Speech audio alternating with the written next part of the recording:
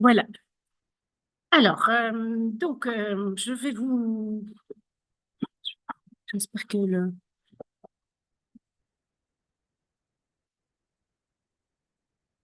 voilà, je vais vous donc parler des aspects linguistiques du texte et je dirai rapidement un mot sur le manuscrit de base de l'édition de Biancotti, même si l'essentiel a été dit. Je vais aussi parler un peu de la langue très rapidement. Et je vais aussi parler du registre du texte et je vais lire ce texte à travers la grille que fournissent Peter Koch et Österreicher, donc pour un contraste entre ce qu'ils appellent l'immédiat communicatif et la distance communicative. Je vais essayer de situer le texte par rapport à cette opposition. Et ensuite, je vais enchaîner avec quelques traits linguistiques. D'abord, le genre du bestiaire et en fait le désancrage référentiel qui en résulte par rapport à une expérience individuelle. Ensuite, il s'agit aussi d'une déclaration d'amour. Donc, en principe, il y a un oral représenté et donc il y a un certain nombre de traits qui en découlent. Un aspect qu'il faudrait aussi traiter à fond dans le contexte de la préparation à l'agrégation, c'est le côté argumentatif du texte. Alors, pour ce qui est du manuscrit, donc on sait que Biancotti a fait une nouvelle édition en faisant d'autres choix que l'édition antérieure de Cesare Segre, ce qui était dû effectivement, comme ça a été dit, surtout à la révision de la chronologie relative par rapport à la version longue du bestiaire et la mise en cause de son attribution à Pierre de Beauvais. Il y a eu aussi plusieurs nouveaux témoins et ce qui est important aussi, c'est qu'il y a l'abandon de cette méthode néo-latmanienne qui vise à reconstruire l'archétype, voire le texte original. Et donc, il y a donc eu un choix d'un témoin qui était considéré comme plus ou moins acceptable et correct et qui nécessitait le moins de retouches. Alors, ce qui a motivé aussi ce choix, c'est que nous avons à côté dans ce même manuscrit, à côté du bestiaire d'amour, aussi la réponse, qui est et pour le dernier texte, il est clair que c'est le meilleur témoin. C'est aussi un des témoins les plus anciens, dernier quart du XIIe siècle, et le texte représente une scripta picarde cohérente qui a été identifiée comme rattachée au centre d'Arras. Alors, donc, le Picard, je vous ai reproduit ici la Picardie au milieu du XIIIe siècle. Il s'agit d'une carte que j'ai tirée du livre de Charles Théodore Gossen. Donc, dès le XIIIe siècle, il y a un parler bien identifié qui coexiste avec d'autres parlers d'Oïl, tels que le français, le normand, le bourguignon et le wallon. Et donc, Roger Bacon, qui séjournait à Paris durant cette période, a donc nommé le Picard comme parler séparé. Alors, il s'agit bel et bien, non pas d'un texte qui est écrit en dialecte picard, mais on parle de scripta picarde. Les scripta d'Oïl ne reflètent pas le parler régional, mais sont nés d'un contact entre parler régional et le français parisien. Et le français parisien qui était destiné à devenir la langue du roi. Et la scripta picarde a donc par définition un caractère composite et hybride, donc on trouve plein de doublons, l'iuivre, la huivre, les anciens, l'ancien, la vaque, vache, etc., donc à quelques lignes d'intervalle. Alors, en raison de la grande prospérité des villes de la Picardie linguistique, le picard en tant que langue écrite émerge au cours de la seconde moitié du XIIe siècle, non seulement en tant que langue littéraire, mais aussi en se substituant progressivement au latin comme langue de chancellerie et de procédure. Et on voit le prestige de du Picard, surtout dans le fait que, en fait, cette langue va même rayonner au-delà de ses frontières et va influencer les scripta voisines. Il y a donc des picardismes dans le texte wallon, champenois et même parisien. Donc, Gossen mentionne le livre de Mestier de Boileau. Et donc, la scripta picarde va devenir la plus sérieuse rivale de celle en usage en région parisienne entre le XIIIe et le XIVe siècle. À partir du XVe siècle, le picard décline en tant que langue littéraire. Alors, je pourrais faire toute une conférence sur les traits picards du manuscrit, ce que je ne vais pas faire. Pourquoi? Parce qu'il existe de très bons manuels qui peuvent vous aider.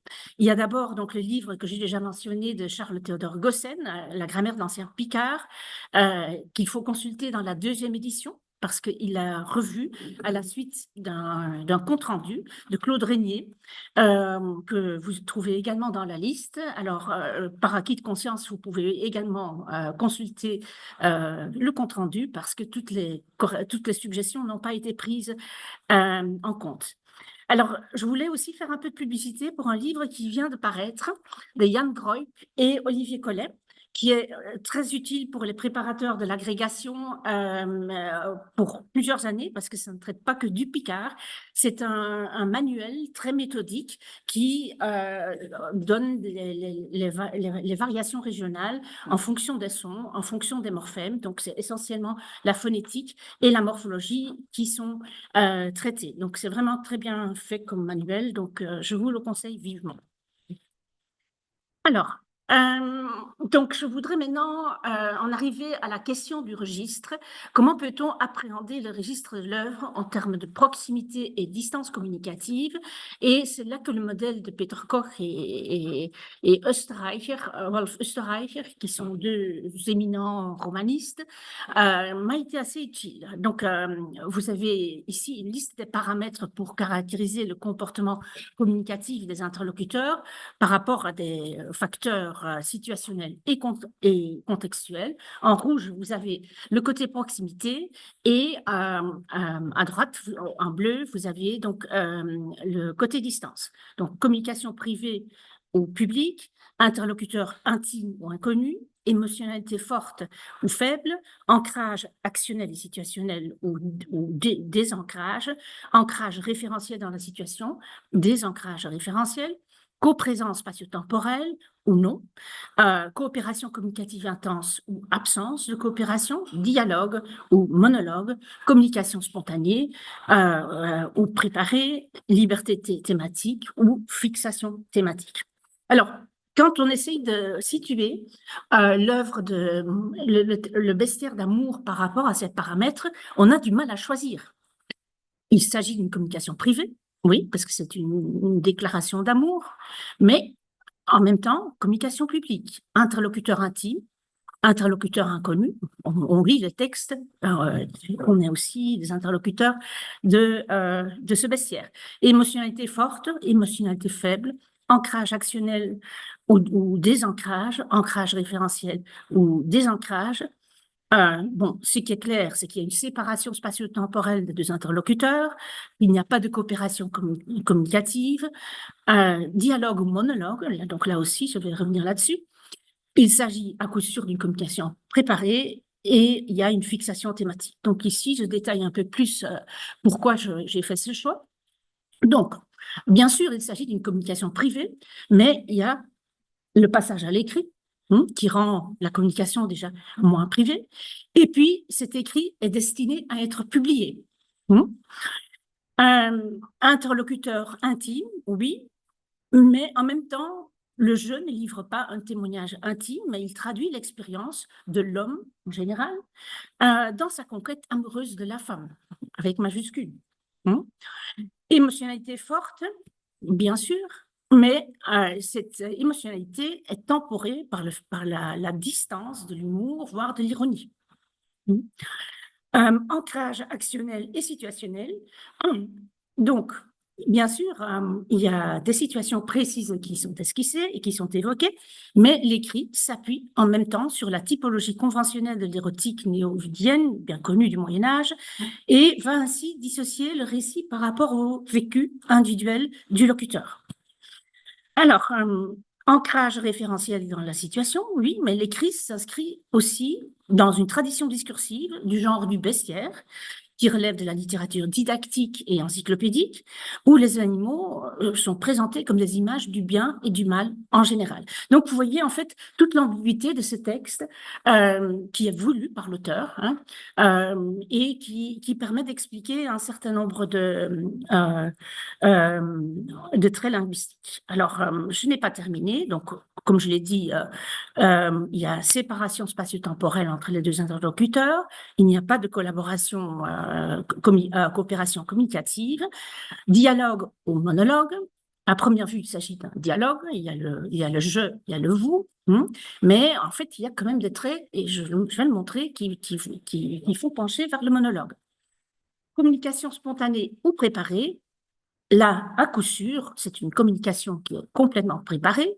Le narrateur offre une verbalisation pleine d'esprit de son itinéraire amoureux et il contrôle parfaitement la communication. Et il prend le plaisir de se mettre en scène, il travaille son image personnelle et aussi celle de la femme convoitée. Et en fait, il affirme aussi sa supériorité intellectuelle. Donc, il y a une espèce de détournement de la lyrique courtoise, où la dame domina, hein, c'est l'étymologie de la dame. Hein. Alors, il y a bien sûr une fixation thématique qui est la double. Du point de vue du contenu, c'est la conquête amoureuse, hein, et du point de vue de la forme, il y a les métaphores animales qui sont mises à contribution.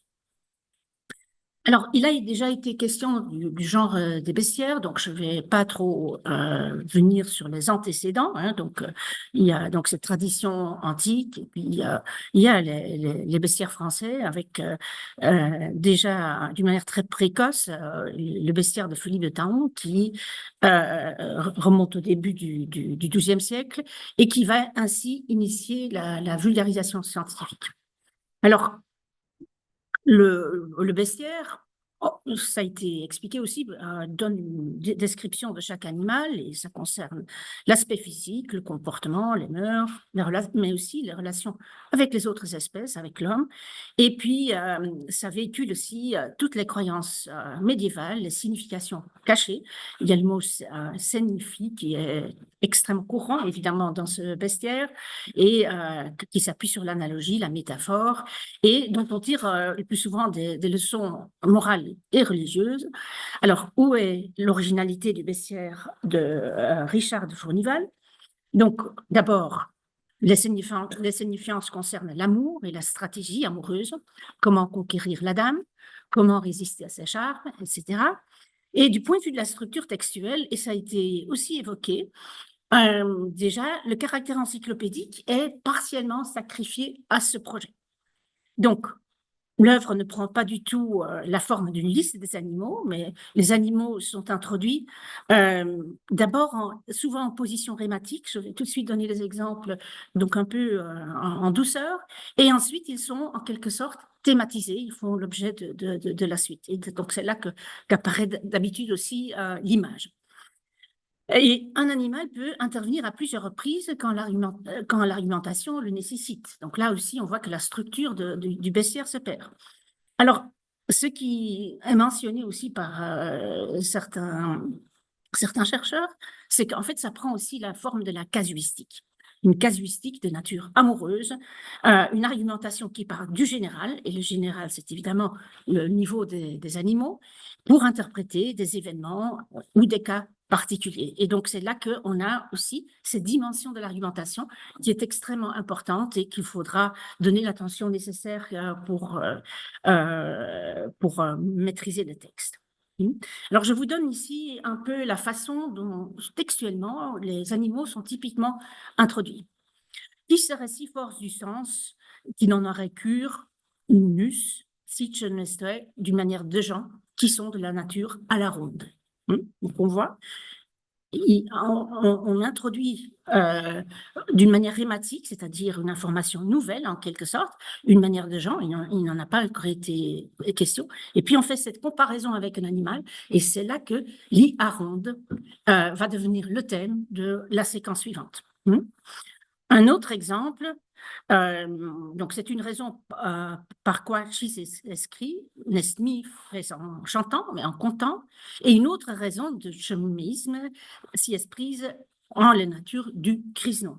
Donc on voit, il est introduit, et car l'icrisnon, et c'est là qu'il devient thème. Aussi, Condelcisne, car il est un pays là où il cisne cante si bien. Donc on voit, à chaque fois, il est introduit un peu en information nouvelle, d'une façon secondaire, et puis il est thématisé. C'est la structure textuelle qu'on trouve d'une manière constante dans le bestiaire amoureux. Alors, ce qui est important, par rapport à ce bestiaire. Donc, on l'a vu, le genre du bestiaire est en quelque sorte mis à contribution pour autre chose, donc pour faire,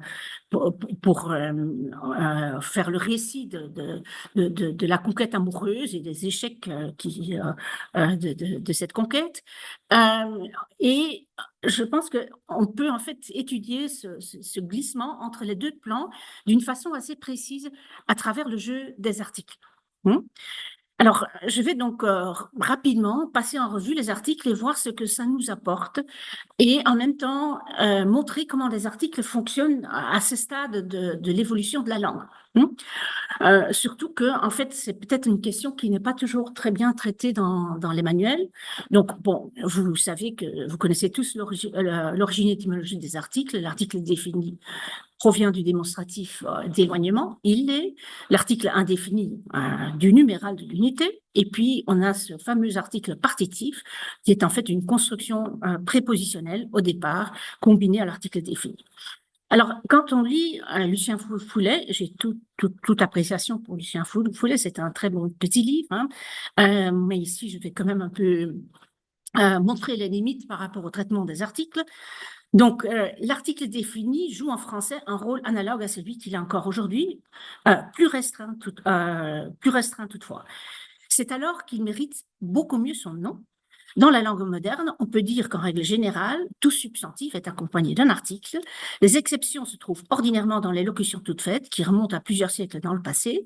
L'article tend ainsi à devenir une sorte de simple signe grammatical qui annonce un substantif, à peu près comme la terminaison ER indique un infinitif. Donc l'article défini est devenu vide en français, c'est un marqueur nominal.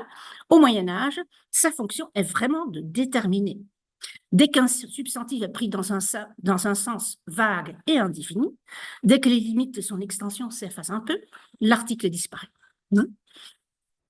Alors, qu'est-ce que ça veut dire concrètement pour l'article défini? C'est des choses qu'on trouve parfois dans les manuels.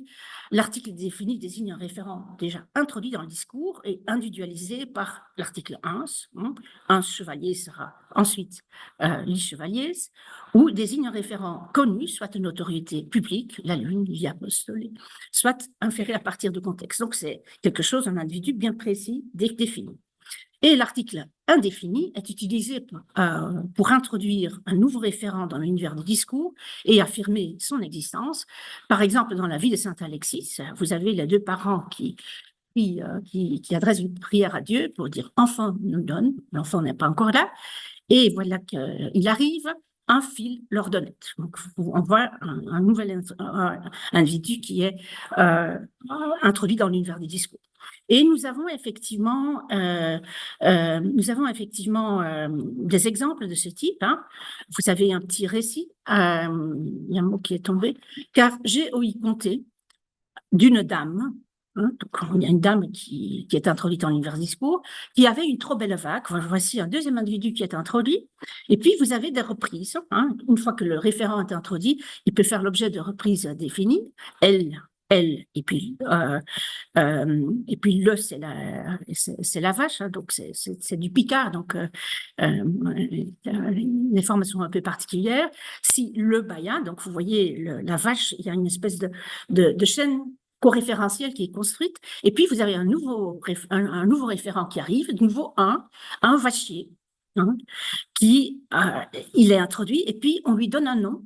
Ça, c'est aussi très typique, qui avait un nom Argus, donc il est introduit, et après, il est identifié, et puis on peut le reprendre, par exemple, par un syntagme démonstratif.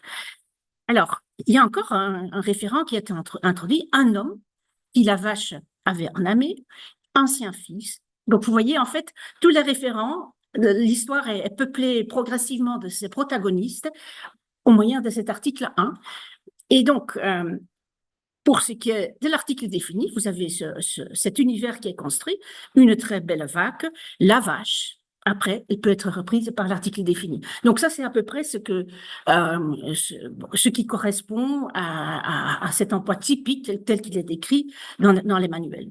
Cependant, en fait, quand vous prenez le texte au programme, il est clair qu'on est rarement c'est en fait un passage unique, un petit récit, mais on est rarement dans ce registre.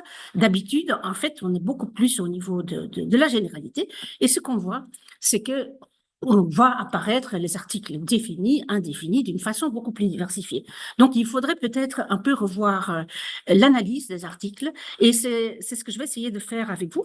Donc, l'article définit quel est son stade d'évolution. Ce n'est plus un démonstratif en ancien français, mais en fait, il identifie un référent par rapport à un cadre. Et ça, c'est important. Ce cadre peut être à plusieurs niveaux. Il peut s'agir d'un cadre précis qui est fourni par la situation immédiate ou le contexte, et c'est ce qu'on a vu dans le récit tout à l'heure, la vache. Hein.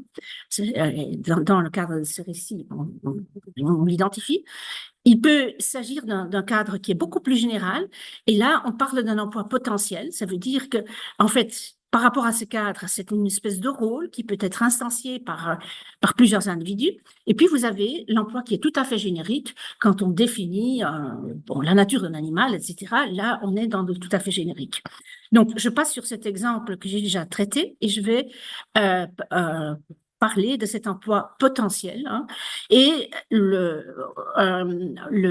cas le plus courant qu'on a, c'est le cas de la relation amoureuse où on oppose l'homme et la femme. Vous avez souvent glosé tout à l'heure comme l'amant et la dame, mais en fait, les termes qu'utilise Richard de Fournival, c'est l'homme et la femme, mais c'est l'homme et la femme envisagés par rapport à cette relation amoureuse.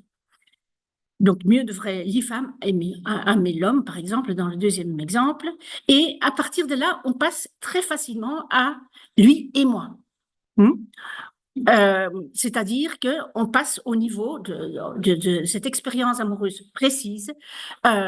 Donc, vous voyez, en fait, il y a ce cadre qui est créé au niveau général, et puis il y a la transition par rapport à l'expérience précise. Alors, nous avons aussi des emplois qui sont proprement génériques, et le plus souvent, ce qu'on utilise au générique, c'est l'article défini au singulier. Vous avez ici l'icris nons. Donc, c'est vraiment de cette façon qu'on présente d'habitude les animaux. Il y a une seule exception qui concerne les abeilles, les S. C'est parce qu'en fait, les abeilles, on en voit rarement une, on voit des essaims d'abeilles, donc c'est un animal qui vit plutôt en collectivité. Mais donc, l'emploi l'emploi de base pour évoquer les animaux, c'est avec l'article défini au singulier. Alors, on a des cas d'absence d'article, vous savez, corbios, au singulier, grus au pluriel, hein, car grus dorment en nestant, et vous avez aussi des massifs, c'est un peu comme un pluriel, parce qu'il n'y a pas d'individu, donc c'est en quelque sorte une masse, alors que dans le cas du comptable, c'est un ensemble. Et donc, je voudrais un peu m'attarder sur ce que ça signifie d'utiliser pour un non comptable, un ensemble de la classe, un singulier. Alors, plutôt que de donner des explications compliquées, je vais donner la parole à Luigi Pirandello, qui écrit en introduction à son livre Il Fumatia Pascal, une advertencia sugli scrupoli della fantasia. Et qu'est-ce qu'il écrit? Donc, il y a un règne naturel étudié par la zoologie, parce que peuplé des animaux, et parmi ces animaux, il y a aussi l'homme. Donc, alors, le zoologue peut parler de l'homme et dire que ce n'est pas un quadrupède, mais un bipède, qu'il n'a pas de queue comme le singe, comme l'âne, comme le paon. À l'homme dont parle le zoologue, il ne peut jamais arriver le malheur de perdre, par exemple, une jambe, et de se faire remplacer cette jambe par une jambe en bois, de perdre un œil et de faire remplacer cet œil par un œil en verre. L'homme du zoologue a toujours deux jambes, dont aucune est en bois, deux yeux, dont aucun est en verre. Contredire le zoologue est impossible, parce que le zoologue, quand on lui présente un homme qui a une jambe en bois ou un œil en verre, il va dire ce n'est pas l'homme, mais c'est un homme.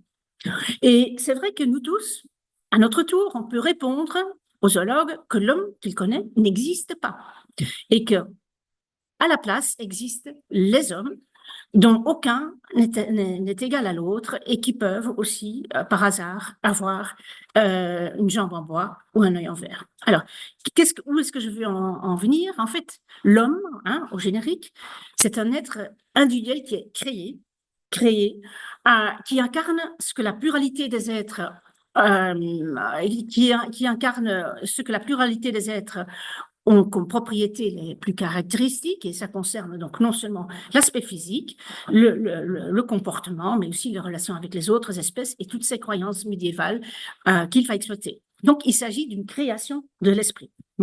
Et donc, on trouve ça dans le langage commun aussi. Souvent, on entend, à propos de Brigitte Bardot, ici, vous avez Jane Birkin, c'était la femme. La femme, ça veut dire qu'elle incarne tout ce qu'il y a das Weibliche, comme diraient les Allemands. Alors, dans le contexte du bestiaire, en fait, nous avons donc des individus, création de l'esprit, et ça permet en fait un certain nombre de manipulations, c'est-à-dire que ces individus génériques peuvent se rencontrer, parce que ce sont vraiment des individus. Ils sont génériques, mais ce sont aussi des individus. Et ce qui est encore pire, c'est qu'ils peuvent même entrer dans le monde réel, donc dans le monde de l'expérience amoureuse. On n'a pas beaucoup d'exemples, mais j'en ai au moins repéré un, car tres dont de avoir le voix perdu, que l'illeus me vit primas. Donc, il dit, le poète dit, le loup m'a vu d'abord. Oui, donc il rencontre en fait, il rencontre un être générique. Vous avez donc ce type d'interférence entre le particulier et le général qui s'opère ici jusqu'au bout. D'habitude, ça passe plutôt par des comparaisons, mais ici, vous voyez que les deux mondes se rencontrent. Alors, ce qu'on voit ici, c'est qu'on est entre l'ancrage et le désancrage référentiel. Le désancrage référentiel, c'est parce que c'est transposé au niveau des êtres génériques du bestiaire. Mais il y a également donc à chaque fois cette possibilité de faire correspondre à ces êtres génériques, soit l'amant, soit la dame. Donc il y a vraiment cette mise en rapport à travers le jeu des articles. Alors je vais montrer aussi comment pour l'article 1 également, nous avons en fait ces deux niveaux qui sont présents.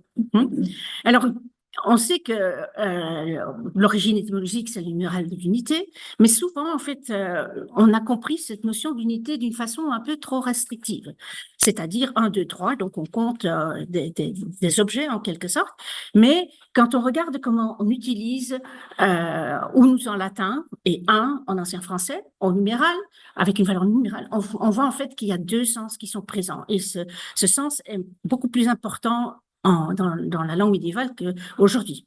Donc, je vous ai mis deux exemples qui ne sortent pas de l'œuvre. Bon, c'est un lieu commun donc dans les romans du Moyen-Âge. Ami, engendré fume tout d'un père, et si fume, porté tout d'une mère. Donc, il y a un seul individu qui est mère et père des deux frères, hein, donc, qui se découvrent comme frères. Vous avez d'autre part des exemples comme enduits furent d'un âge, d'une beauté et d'un courage. Ici, il ne s'agit pas de deux individus, il s'agit d'un type qui est le même. Donc, vous avez une unité qui est quantitative, hein, un individu, et vous avez une unité qui est qualitative, c'est-à-dire de la même nature.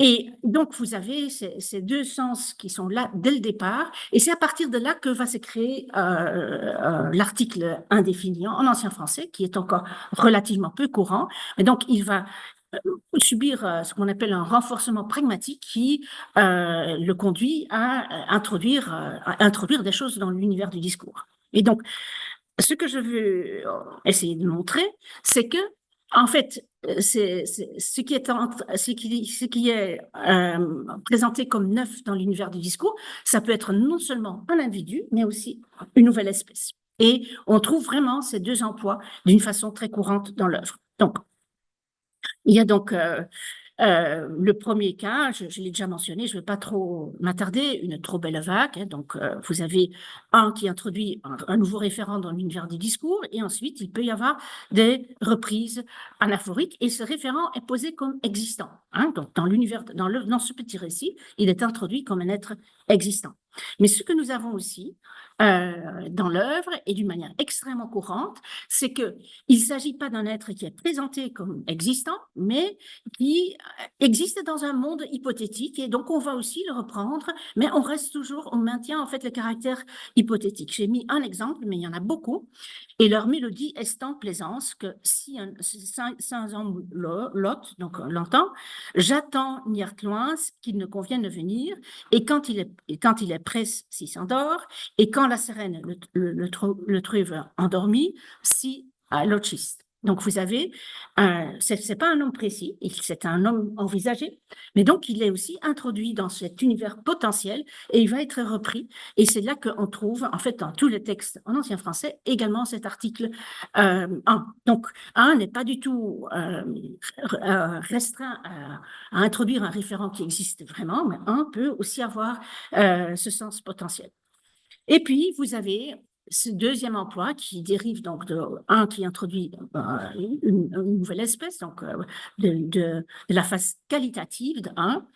C'est un serpent qui a nom aspis. Et donc, vous avez cette récurrence, mais ici, au niveau de l'espèce, on va l'introduire et puis on va lui donner un nom et on va le définir. Vous avez donc toute une série d'exemples que j'ai mis. Un autre serpent, ce qu'on appelle hydre. Et puis, on va lui donner des précisions à son propos. Alors, parfois, c'est pas très courant, mais on trouve ça aussi dans d'autres textes. Pour accentuer cette lecture d'une espèce qu'on introduit, vous avez une manière de. Si je ne souhaite d'une manière de gens qui sont de la nature ronde. Donc, vous avez donc un type de personnes, un type de gens qui sont introduits. Elle c'est de nature une médecine. Donc, c'est aussi un type de remède.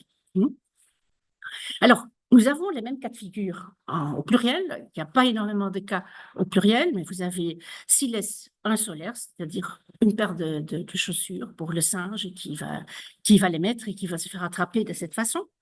Et puis, vous avez aussi cette introduction d'un nouveau type, une nouvelle catégorie dans l'univers du discours qui peut également se produire au pluriel. Aussi sont-ils une chance qui ne font rien d'autre s'envolant non. Alors, avons-nous des articles partitifs dans le texte?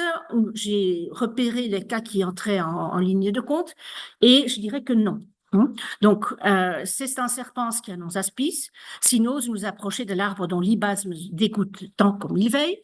Vous avez l'ibasme qui est introduit comme substance, et quand on veut du basme avoir, ça veut dire qu'on va prélever de ce baume. Donc, on voit en fait la configuration typique de ce qu'on appelle le partitif médiéval, c'est-à-dire qu'on prend une partie par rapport à un tout. De même,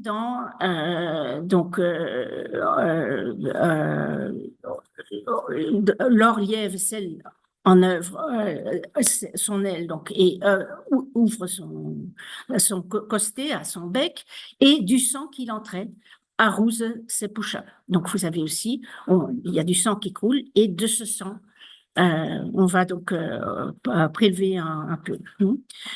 De même si je n'avais de l'herbe, donc c'est une sorte d'herbe qui vient d'être introduite, et donc on en prend une portion pour ouvrir, donc pour faire sauter donc l'obstruction de son nid. Alors, il ne faut pas oublier que les articles ont aussi une fonction syntaxique. Ce sont des marqueurs du nom, donc dès le début. Et donc, ils vont aussi être utilisés avec des mots qui ne sont pas intrinsèquement des noms. Vous avez lit ancien avec des adjectifs, tous les endormis avec des participes passés, et un bien cantant avec un participe présent. Donc, les articles sont des marqueurs du nom et transforment aussi des éléments qui ne sont pas nominaux en noms. Ils sont aussi importants quand il y a un groupe nominal qui est lourd, et ils vont en quelque sorte construire ce syntagme nominal. Et c'est typiquement aussi quand on a un modifieur lourd comme une relative, que la trace de l'amour que j'ai eu à vous. Donc, vous avez besoin de cet article pour supporter en quelque sorte le poids de la relative.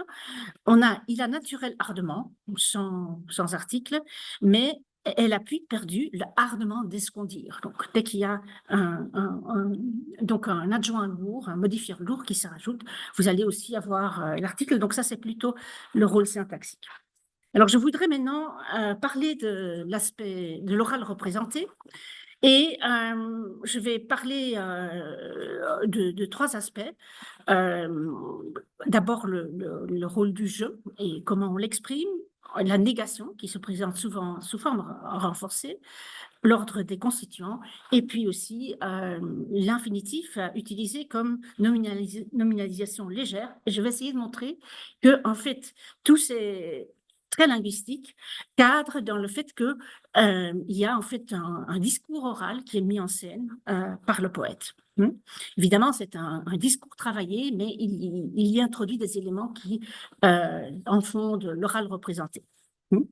Alors, d'abord le pronom « je », qui se présente sous différentes formes. Le pronom sujet de la première personne est massivement présent. Les cas d'omission du sujet sont rares. C'est souvent dans des phrases négatives du type « ne sais », mais d'habitude, le « je » est là. Et ça s'explique de différentes façons. D'abord, il y a une échelle, donc la première personne est plus souvent exprimée que la deuxième personne et que la troisième personne, et puis vient l'impersonnel qui est le plus souvent omis. Et puis, l'oral représenté correspond à un stade plus avancé de la langue où la fréquence des pronoms est déjà plus régulière, et donc ça touche tous les pronoms. J'ai été frappée par le fait qu'il y a beaucoup de « il » impersonnels aussi dans les textes qui sont imprimés, et plus que ce qu'on attendrait pour cette époque. Alors, ce qui joue aussi un rôle, c'est qu'il y a souvent des effets d'emphase, la mise en contraste de « je » par rapport à vous. Alors, le pronom de forme « je », il est clairement encore tonique. Donc, ce n'est pas un pronom clitique qui forme corps avec le verbe, il est clairement encore tonique. Il peut donc fonctionner d'une manière autonome, il peut être séparé du verbe auquel il se rapporte. Vous avez ici un exemple extrême, « et je, depuis mémoire, vous ne pouvez partir, belle et très douce amie, que la trace de l'amour que j'ai eu à vous n'y perd Hadès, si que je ne parole, etc., comme belle que je m'en suis contenir, vouerez Hadès manoir en le vostre mémoire. » C'est là enfin qu'on trouve le verbe. Donc vous voyez en fait qu'il y a 5 insertions. Je pense que pour prouver que je peut être séparé du verbe et est encore autonome, c'est un bon exemple. Et vous avez ici, vous avez évidemment aussi des cas comme ne sais qui m'a mort ou je. Donc là, vous voyez aussi que la dissociation par rapport au verbe est complète. Alors, le jeu préverbal, c'est l'idée toujours devant la voyelle, mais le jeu postverbal, jamais. Alors que, en fait, c'est quelque chose qui est mentionné comme possible pour le Picard par Buridan, mais j'ai passé en revue tous les exemples, je n'ai trouvé aucun cas d'élision en position prévocalique quand c'est postverbal. Alors, il se pose aussi la question de la distribution de joue versus je. Donc, d'habitude, les grammaires en parlent très peu. Il s'agit d'une alternance. Il y a une forme j qui est tonique, qui est jugée comme plus forte, mais joue est considérée comme étant plus ou moins une variante dialectale de je. Alors, j'ai essayé de regarder les contextes d'une façon exhaustive pour voir où on trouve joue. Et donc, d'abord, joue est beaucoup moins fréquent. Il y a 17% d'occurrences à peu près par rapport à l'ensemble, donc c'est beaucoup moins fréquent. Alors, ce qu'on voit, c'est que en position préverbale, joue n'est pas vraiment très bien représenté. Même en position postverbale, bon, c'est un peu plus fréquent, mais joue va surtout se retrouver du point de vue syntaxique. Vous savez, joue en gris, hein, quand joue est en position préverbale et séparé du verbe. Alors, les facteurs syntaxiques ne disent pas tout. Il faut regarder en détail les occurrences. Et là, on voit les facteurs sémantiques. D'abord, quand il y a une prise de parole emphatique, et là, vous avez un bel exemple. Je vous dis que je voudrais, ma belle douce. Donc, il s'agit, en fait, il s'affirme par rapport à une compétition possible d'un autre homme. Hein. Donc, vous voyez que là, il est émotionné, il s'affirme. Là, on a ce je qui apparaît. Et puis, il y a aussi quand il s'oppose à son allocutrice. Hein. Donc, mais il est donc le remède est enfermé en une si forte serrure que joue n'en pourrait finir, ni les clés n'en est en m'abbailli. Et vous ne l'y voulez pas. Donc, vous avez l'opposition entre je, sujet, et vous. Et donc, cette opposition va souvent de pair avec la forme joue plutôt que je. Joue va ici peu envers vous. Donc là aussi, vous avez les deux qui sont mis en confrontation. Joue et vous, il y a vos couple, donc on est tous les deux coupables. Joue, méisme, donc vous avez, à chaque fois que vous avez cette emphase et surtout une mise en contraste de je et vous, c'est la forme joue qui est utilisée. Pas systématiquement, mais quand même très souvent. Et puis, un autre cas, parce que là, je parle donc de la femme et de l'homme, de joue et vous, mais aussi quand on est dans le niveau de généralité, et puis il va appliquer ça à son cas. Donc, c'est ce passage du général à son expérience particulière. Là, on va aussi apparaître le joug. Vous avez, par exemple, pour ce, je dis que puisque Argus endormi à force de voix, j'assois que illustre autre temps de S, comme il en a le queue de paon, qui signifie pourvéanche, que Tche ne fut merveille s'il joue. Donc, il parle d'Argus qui s'est fait assassiner et dit, bon, ce n'est pas étonnant que moi, et je me suis fait avoir également. De même, il dit qu'il y a tout un développement sur la force du chant et de la voix. Et il dit, donc ce n'est pas étonnant, dont ne fut mis merveille si joue mis endormi. Donc, vous avez donc ce passage. Alors, monologue ou dialogue. Alors, j'ai regardé les fréquences relatives des pronoms P1, je, mais aussi les autres cas, donc objet direct, etc. Et vous. Et donc, on voit que le je est présent dans 75% des cas et 25% pour vous.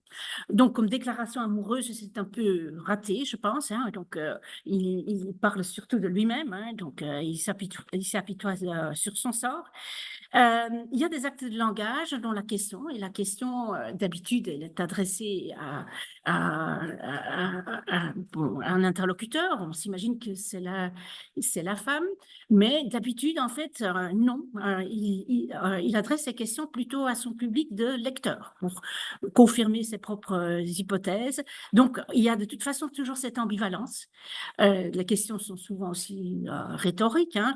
Donc, en fait, il ne recherche pas vraiment pour moi, c'est peut-être une lecture subjective, vous me direz, mais pour moi, il ne cherche pas vraiment l'approbation de la femme, mais plutôt, c'est ce que j'ai dit, il se donne en scène, en quelque sorte, par rapport à un autre public, en travaillant son image. Alors, la négation. Nous avons évidemment cette opposition entre négation prédicative et non prédicative. Ce qui m'a étonné pour la négation non prédicative, c'est la fréquence de la négation renforcée. Et je vous mis des exemples, vous voyez qu'il y a vraiment cet effet d'emphase. Si comme la taupe, qui goûte ne voit, hein, donc vous voyez que, ou encore, car avais-je été ni plus orgueilleuse homme vers amour que mon suste, et me semblait que je n'avais honte que vue femme, puis je voici mis aimer par amour. Donc vous voyez en fait que les éléments de renforcement de la négation se renforcent. Je dirais pas que c'est un stade avancé de la grammaticalisation de ce deuxième élément, mais je dirais plutôt que ça fait partie également de l'oral représenté. C'est-à-dire qu'il y a cette valeur très emphatique de la négation qui est récurrente. L'absence de renforcement est attestée pratiquement uniquement avec des verbes modaux, pouvoir, vouloir, ou à portée modale, oser, convenir, dans le sens impersonnel, dans des subordonnés à valeur hypothétique, soit dans les cas en fait où on trouve encore l'absence du deuxième élément de la négation en français classique. Donc on a à première vue que c'est une négation très très avancée du point de vue de l'évolution. Moi, je dirais plutôt que c'est un trait de l'oral représenté. Alors, il y a ensuite l'ordre des constituants en ancien français. Alors, je vous donne d'abord quelques éléments généraux pour voir ensuite comment ça se présente dans le texte. On dit qu'en ancien français, on a un ordre TVX, c'est un ordre, donc le verbe est en deuxième position, hein, et en première position, vous avez le thème. Donc, ça veut dire concrètement, si le sujet n'est pas en première position, le plus souvent, en fait, il y a une omission du sujet, hein, donc ça encourage l'omission du sujet, ou le sujet peut être inversé. Ça, c'est à peu près ce que disent les manuels. Alors, ce qui est mentionné, notamment par Christian Marcamisia, c'est qu'à partir du XIIIe siècle, l'objet se trouve encore rarement en position initiale. Donc, en fait, l'objet tend à être postposé. Alors, qu'est-ce que j'ai trouvé dans ce texte ? Le textoprogramme, qui s'appuie sur un manuscrit de la fin du XIIIe siècle, présente un nombre non négligeable d'objets précédant le verbe. J'ai été vraiment très étonnée. Je me souviens d'avoir cherché des objets dans La mort, le roi Arthur, qui était au programme. J'ai peut-être trouvé une seule occurrence, mais ici, en fait, on ne doit pas fort chercher. Par exemple, et vous ne le voulez ouvrir qui le clé en avait, et moult d'autres forces à encore voix, hein. Ces spécialités à taupe, donc il y en a vraiment énormément. D'une manière générale, il y a une grande flexibilité quant à l'ordre des mots. Vous avez cet exemple, on peut dire par droit qu'elle aime l'un et l'autre est. Donc vous voyez que l'objet d'une phrase à l'autre change de position, hein. Et vous avez en fait la même chose dans la phrase et pense on, bien que l'y rende l'égariste, mais on ne sait. Donc, on est post-verbal dans le premier cas et retourne à la position initiale dans le deuxième cas. Aussi, la présence ou non de il impersonnel, dont appert-il bien que, c'est ce qu'on attend, hein, donc dont la première position est saturée, donc il bascule, mais on a aussi dont il advient que. Mm. Donc, il y a une grande liberté quant à l'ordre des mots. Alors, on sait que l'ordre des mots, ça participe à la manière de structurer son information dans la phrase. Et donc, là aussi, c'est une caractéristique de l'oral. Par rapport au texte contemporain, en fait, on a un ordre qui est bien plus flexible que d'habitude. Et donc, je pense que c'est aussi un trait de mise en scène de l'oral. Mm. Alors, ce qui est important aussi, et là, c'est pas juste caractéristique du terme, mais j'en parle quand même parce que c'est un peu à l'encontre de ce qu'on trouve souvent. On dit que la première position est thématique. Ce n'est pas uniquement ça. La position initiale a en fait une double fonction. D'une part, il s'agit de rattacher à la phrase qui précède. Et là, vous avez évidemment des adverbes comme aussi, lors, pour ce, des compléments par ces deux exemples qui viennent d'être mentionnés. Ce vous ai joue au y dire aucune fois, donc c'est ce qui précède. Mais il y a une deuxième fonction qui est cruciale, c'est une mise en focus. Donc, la première position est aussi ce qui permet de mettre en lumière quelque chose qu'on trouve important. Et donc, vous avez, je crois qu'aucune médecine n'est-il, donc c'est un indéfini, donc c'est pas quelque chose qui est déjà connu. Et 100 fois pourrait passer l'ium. Moult d'autres forces, encore voir. Donc, dans tous les cas, il s'agit d'un élément qui n'est pas du tout thématisé, mais qui est simplement qu'on veut mettre en évidence. Et il y a un autre élément qui est mis en cause par ce texte, c'est que la saturation de la position initiale conduit rarement à l'omission du sujet, même pour l'impersonnel. Alors, je vais encore aborder un dernier aspect rapidement qui concerne l'abondance des infinitifs dans ce texte. Donc, alors on en a de deux types. Il y a des infinitifs qui sont proprement nominalisés. Ça veut dire qu'ils sont introduits par un déterminant nominal. Ils peuvent même prendre un cas. Par exemple, ils peuvent être cas sujet. Donc, vous savez ici, il a point de recouvrier, ne sait, mais quel recouvrier il peut y avoir? Aucun recouvrier. Je ne sais quel lit recouvrier est. Donc là, vous avez le S du cas sujet. Et puis, vous avez aussi les infinitifs en fonction nominale, c'est-à-dire qui ne sont pas vraiment introduits par un déterminant, mais qui occupent une position typiquement réservée à des noms. Par exemple, vous vous en pourriez bien délivrer par votre cœur donné, autant qu'on pense en l'édiste de ce que perdre, et ma volonté laissée pour la soie civile. Donc, vous avez donc ce genre de cas. Alors là aussi, je dirais que c'est un trait de l'oralité. Pourquoi? Parce qu'il s'agit d'une nominalisation légère qui permet d'éviter l'emploi du nom abstrait, donc on est plus proche de la langue parlée.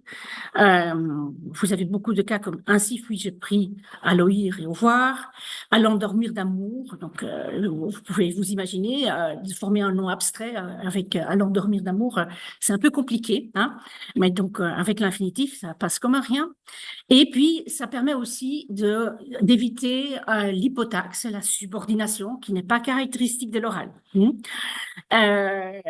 S'il ne le souhaite à s'associer l'acier et à son justé, c'est-à-dire qu'elle soit présente quand on laisse ces choses et quand il se livre à la joute. Donc, vous voyez, il faut des subordonnés.